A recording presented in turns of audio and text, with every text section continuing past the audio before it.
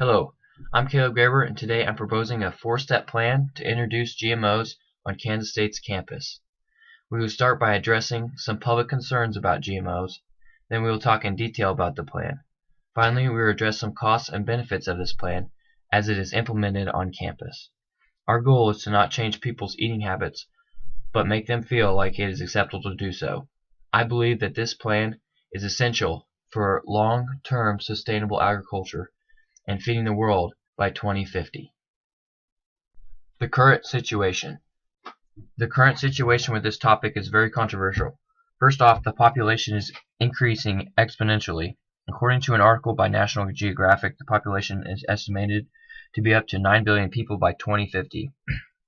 With that said, we need to produce double the amount of production that we are at now, as well as doing so on less land than today. This being the case, one could make a strong argument that GMOs need to be in strong consideration for use to make sure that people are fed by 2050, but there is a major concern about how reliable GMOs are. Many people are concerned about how GMOs may affect our health in the future and believe that they are not good for you, while others don't believe that GMOs bring the biodiversity that we need to be sustainable in the long run. According to a poll done by ABC News, 52% of people still believe that GMOs are unsafe to eat, as well as another 13% of people are unsure about GMOs in the food industry.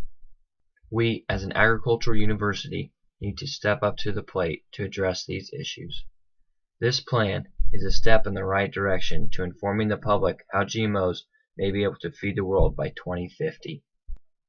The steps for this plan are essential to spreading how important GMOs are for the sustainable agriculture. Our first step is for a class to be established on campus to inform students so they can inform others on campus. Secondly, we will address how to get many different perspectives in the class by bringing a variety of professors from different fields to give their input. Next, we will team up with other organizations on campus through the College of Agriculture to help build a coalition of students for our cause. In addition, we need to support the research of GMOs on campus so that we too are trying to find ways to improve on this technology. To meet these steps, we need to work together and form coalitions toward this common goal.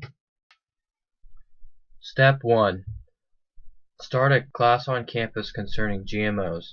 This first step is crucial in our plan to implement GMOs at Kansas State University.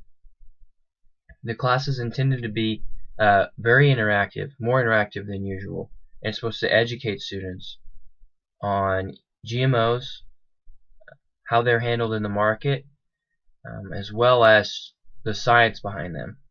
And that's really important.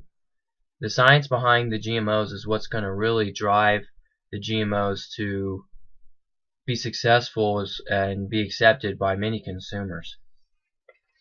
For example, when the number one thing that people say about GMOs is that they don't know how it's going to affect their health, and they don't know how it's going to affect the biodiversity of other plant species.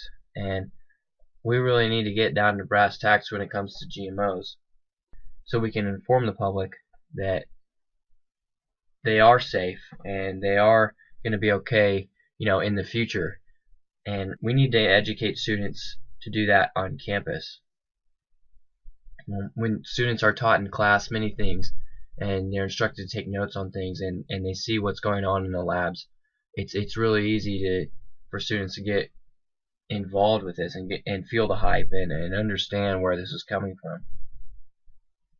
For the class, we would use an assistant professor, someone who is younger and who's willing to step in and really lead these kids, as well as do research of his own and that he can share with the kids. Also, if we get this professor in on the ground floor, he will be less expensive.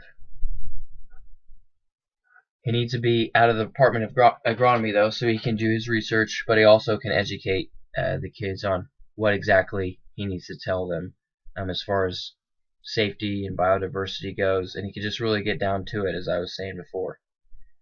This is the main step and the biggest step. The other steps build off this step, but this is definitely the most integrated step that we have, and we think that this can really make a difference on campus, and then even more than that as the kids go out into the workplace and throughout their daily lives with their families. So we really think this step is crucial and very, very important to this proposal that we're presenting today. Step 2. Get guest speakers to invest in class. This step is really crucial and should be implemented very early into class. Since the main instructor is going to focus on agronomy, it's very important to get some other aspects in there as far as ag econ and even food science. The purpose of this is to get a very well-rounded effect where guys are not only just concerned about what is like the agronomy side of it, but what are the numbers? How is this helping the small town farmer, and how is this going to help the farmer in Africa as far as numbers and production? How much money is he going to save to keep going and stay in business? And also addresses the food science issue of, are these GMOs getting really good nutrients even though they are genetically modified? And the food safety and the food science behind it, like herbicides and pesticides, and are those still on the fruits and vegetables? Are they still on the plants? And how can we improve that? This whole thing brings in a whole new perspective and how people can think about it. And also, it's going to answer a lot of questions that people are going to have. And these students are going to be able to answer them, just not from an agronomy side, but from an ag business side and from a food science side. And even though we have that foundation of agronomy, it's very important these students are well-rounded to answer as many questions as they can that come up. Step 3. Team up with Ag Council. Step 3 is really important because it gets our foot in the door with an organization that already is well established on campus. Upon talking with the Ag Council president for next year, Russ Nardry, he seemed excited to get some extra help as far as the class helping out with that. The main responsibilities of this would be we would do a GMO awareness week in the fall and then help out with Ag Fest in the spring. Ag Council is already an organization on campus through the College of Agriculture at K-State to help promote agriculture and inform other students about what the College of Agriculture does. Along with the Ag Fest that's in the spring, our GMO Awareness Week would include a lunch and maybe a speaker and maybe some another fun activity that we would do on the side. This is really important because it gets our foot in the door with an organization that's already set up on campus, and this really gives the kids a place to learn and experience from other students on campus who are trying to accomplish the same goal. Step 4. University research for class and GMO improvement.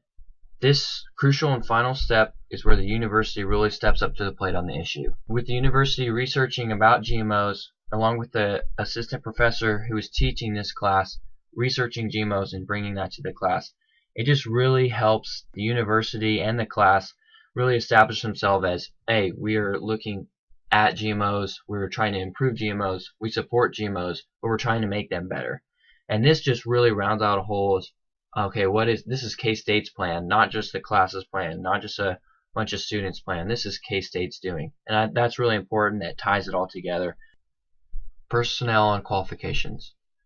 The professor for this class should have a PhD in agronomy, so he can not only lead these students and be well qualified, he can also do his own research. He should be a good representation of the university. And then as far as the students, they should be upperclassmen with a prerequisite of Econ 110. That's because Econ is sometimes a little harder to understand, and then it just brings that, again, that knowledge that they're going to need for this class.